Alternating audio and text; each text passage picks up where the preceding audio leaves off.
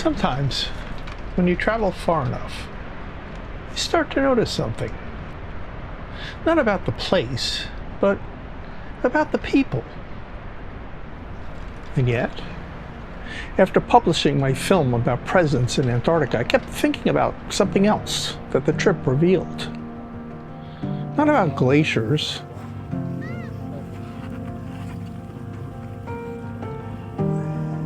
Not about wildlife.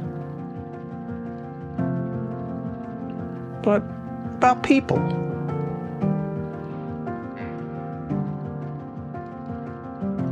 I've been traveling for years now. Different cultures, different languages, different beliefs. And I keep coming home to the same realization. I've come to believe that 99.9% of the people in the world are good. Not perfect, just quietly good. We were a ship full of photographers, different countries, different politics, different lives. On deck, at sunrise, we stood shoulder to shoulder in silence. In zodiacs, we leaned forward toward the same horizon.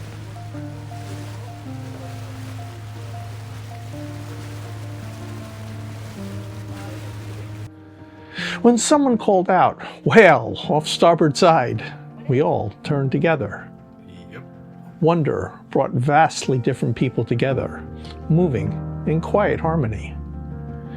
And we quickly learned, if anyone wanted to move to the front of the meal line, all they had to do was yell whale. It worked every time. Upon our return to Ushuaia, we said our goodbyes. We thought that was the end. But there was one woman on that ship who had already left an impression on all of us. She had lived an extraordinary life. Stories that can fill evenings, places she had seen, things she had done. A full, rewarding life still unfolding.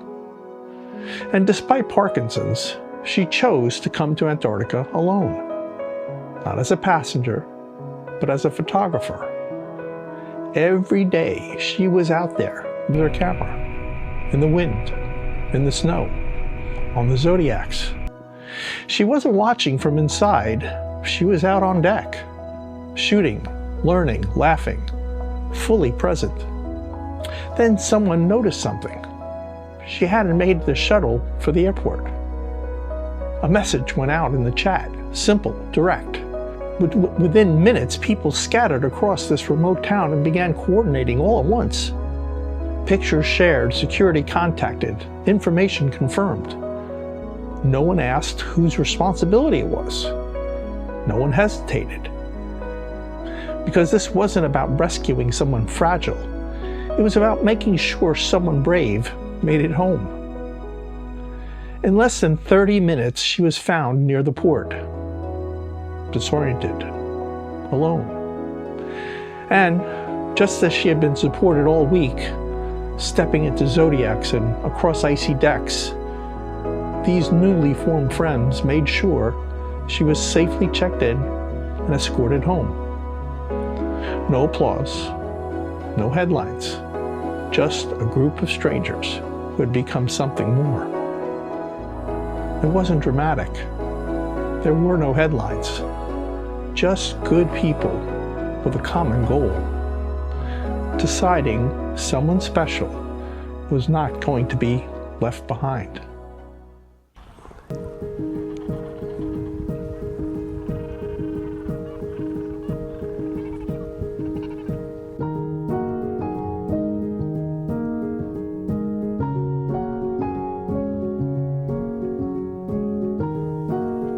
Ushuaia calls itself the end of the world. The streets are busy, tourists everywhere, cafes full. But the town climbs steeply beneath the Andes.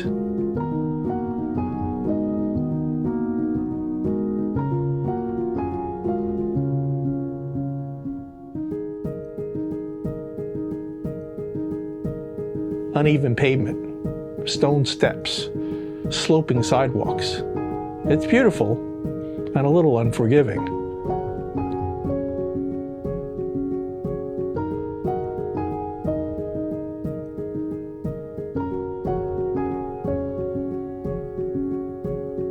We were standing at the famous end of the world sign, taking our obligatory tourist photo. And that's when we noticed her. Her name was Lulu. She was standing nearby, watching us. Not quite smiling, not quite joining in. I asked her if she'd like me to take her picture in front of the sign. She handed me her phone, and when I said, "Smile," she broke into tears. She had lost all her luggage before boarding her once-in-a-lifetime trip. Everything. She felt alone, far from home. My wife Julianne hugged her, longer than strangers usually do. And the tears came. We showed her pictures from our trip. Penguins waddling.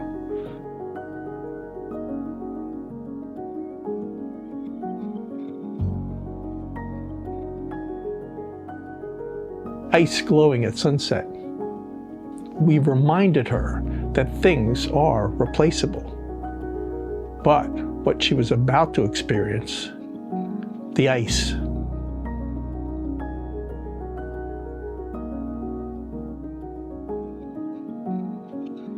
The whales.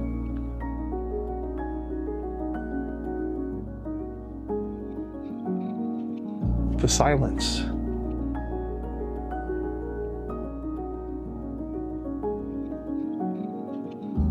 That would stay with her forever. Slowly, she smiled. And that smile was the best image of the trip.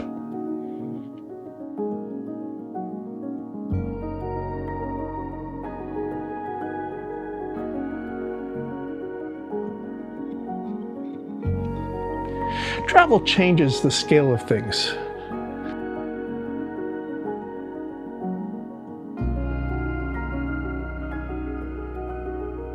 When you cross oceans, stand shoulder to shoulder with strangers, share a rail beneath towering glaciers, you begin to see something differently. The world is not divided into enemies. It's divided into stories you haven't yet heard. And most of those stories sound a lot like yours. The world feels large from a distance.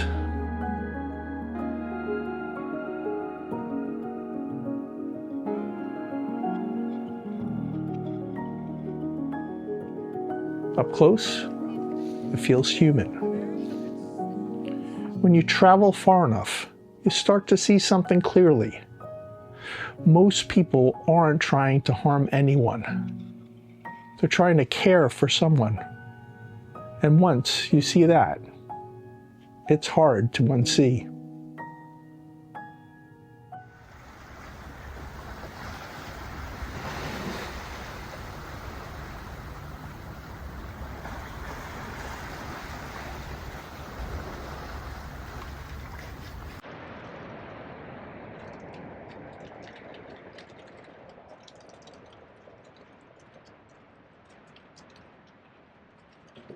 Until next time, keep remembering, keep chasing the light, keep chasing the wonder, and always keep chasing the awe.